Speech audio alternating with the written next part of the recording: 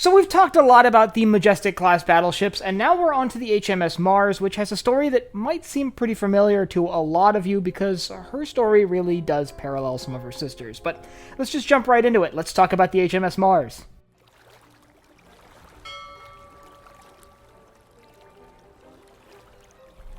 So construction on the HMS Mars began when she was laid down at the Laird Brothers shipyard in Birkenhead in England in June of 1894. It would be almost 2 years before she was launched in March of 1896, and then another year before she'd be commissioned into the Navy in June of 1897. When she was commissioned, her first major assignment was in the Fleet Review for Queen Victoria's Diamond Jubilee. Following her participation in that, she would sit around in the Channel Fleet before being present for the Coronation Review for King Edward when he ascended to the throne.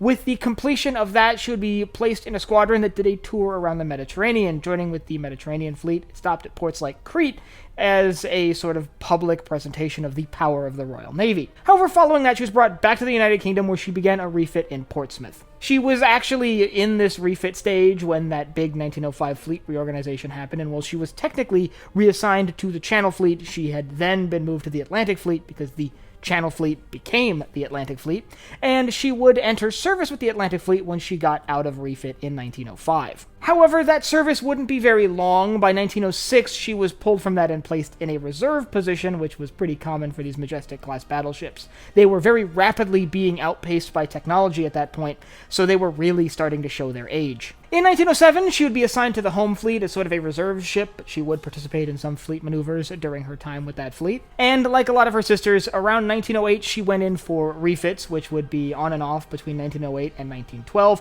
which saw her given an updated fire control system and updated wireless communications to bring her sort of up to snuff with more modern battleships. The idea was that these ships would be used in combat, but could also be used as training ships if need be, so they wanted them to have a similar operational system to the newer battleships, things like the Dreadnought class, for example, which really isn't a class, it's just one ship, but the Dreadnought. As war started to loom, in summer of 1914, she was assigned to the 9th Battle Squadron with several of her sisters, the Magnificent, the Hannibal, and the Victorious, to sort of patrol with the war being imminent. However, once war broke out in August of that year, that squadron was dissolved, and she'd become a guardship on the Humber. However, at the end of 1914, in December 1914, she'd be moved to Dover very briefly before being reassigned to Portland to serve as a guardship and occasionally carry out patrols in that area. But with these ships really starting to show their age and much newer, more capable battleships sort of doing their job in naval engagements in the First World War, the decision was made in early 1915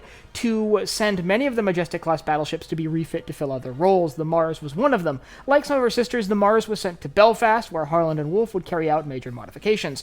All of her guns were removed, except for 4 6-inch guns which were left on board. Her 2 main turrets would be placed into Lord Clive-class monitors, one of which being the Sir Thomas Picton, which will be relevant later. After she had her guns removed, she was brought to Scotland, where she sat for a few months before the Dardanelles campaign began to kick off, and the decision was made to convert several of these ships into troopships, so she would join her sisters, the Hannibal and the Magnificent, in being converted into troopships and sent to the Mediterranean, carrying British troops to the Dardanelles. The Mars, along with her 2 sisters, the Magnificent and the Hannibal, would arrive in the Dardanelles in October of 1915, where they would immediately begin delivering troops. Well, there, the Mars would participate in the evacuation of Anzac Cove in December of 1915, and in January the following year, 1916, she would participate in the evacuation of Cape Helles. Now, there's actually an interesting tidbit during this period of time. While she was evacuating the West Beach at Cape Helles,